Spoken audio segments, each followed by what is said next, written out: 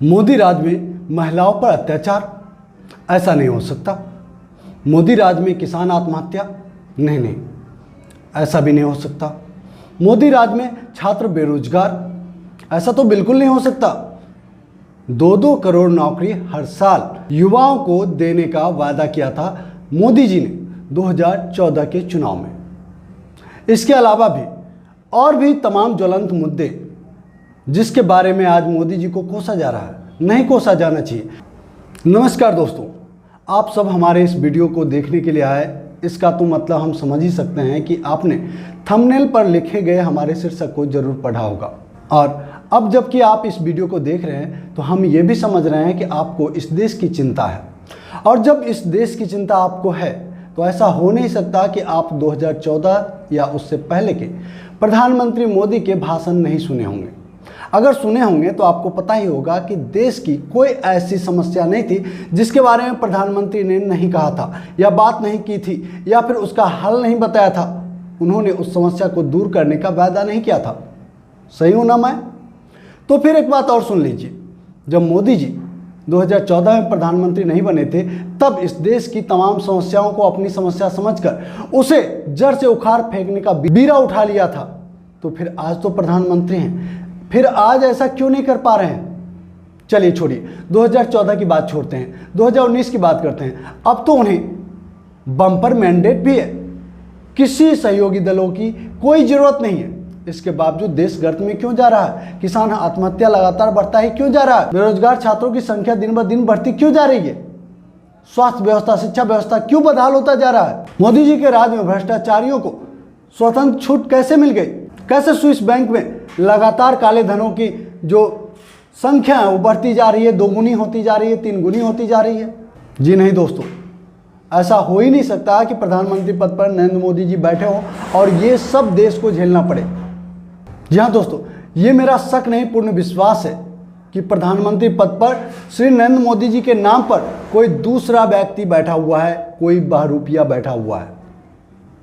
सोचिए ना, जो व्यक्ति देश की तमाम समस्याओं को अपनी समस्या मानकर छोटी छोटी बातों पर रोने लगता था, आज वो तमाम समस्याएं जो 2014 और उससे पहले इस देश में थी आज सुरसा की भांति मुंह बाए खड़ी है, आज विकराल रूप धारण कर लिया है। और इसके बावजूद प्रधानमंत्री मोदी कुछ करना तो दूर, उसके बारे में कहना भी नहीं चाहते, और कहते भी हैं तो झूठ। ऐसा नहीं हो सकता। और दोस्तों, मेरा ये शक और मजबूत तब हो गया जब देश में भारतीय जनता पार्टी का नाम बलात्कारी जनता पार्टी पर गया। चूंकि ऐसा मैं नहीं कह रहा हूं, ऐसा उत्तर प्रदेश के विधायक कुलदीप सिंह सेंगर, स्वामी चिन्मयानंद जैसे भारतीय जनता पार्टी के नेताओं के कुकृत्यों के कारण लोगों ने कहना शुरू कर दिया है। और आए दिन तो और भी गंदे हालात हैं।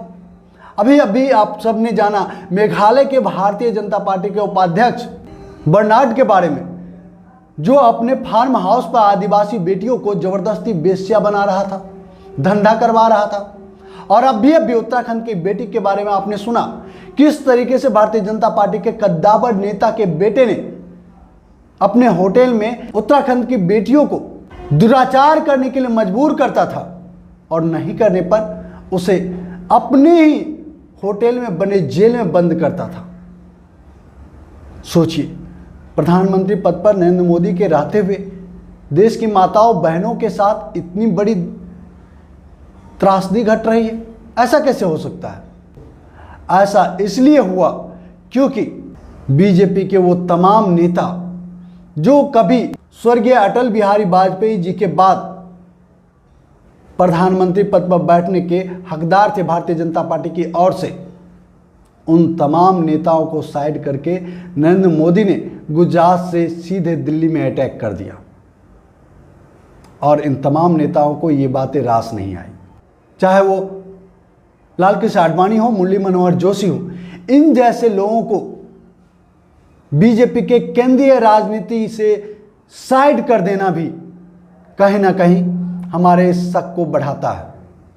मैं देश के तमाम जांच एजेंसियों से निवेदन करता हूं, चाहे वो बीजेपी के कद्दावर नेता हो, लालकृष्ण आडवाणी हो, मुरली मनोहर जोशी हो, अमित शाह हो या फिर आरएसएस प्रमुख मोहन भागवत हो, इन सभी की जांच होनी चाहिए और उनसे पूछा जाना चाहिए कि आपने प्रधानमंत्री पद पर किस बहरूपिये को बैठा दिया है।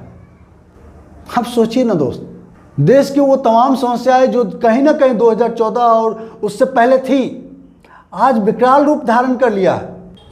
हालात इतने विकराल हो चुके हैं, इतने नाजुक हो चुके हैं इस देश के कि कई मामले ऐसे हैं जिनके डेटा ही जारी नहीं किए जाते हैं।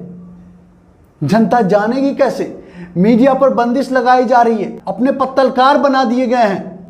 बड़े बड़े सेलिब्रिटी जो कभी सरकार की खुलकर आलोचना किया करते थे, या तो इनके बोले गए बातों को दोहराते हैं या फिर इनकी चापलूसी करते नहीं थकते हैं। आखिर ऐसा कैसे हो गया?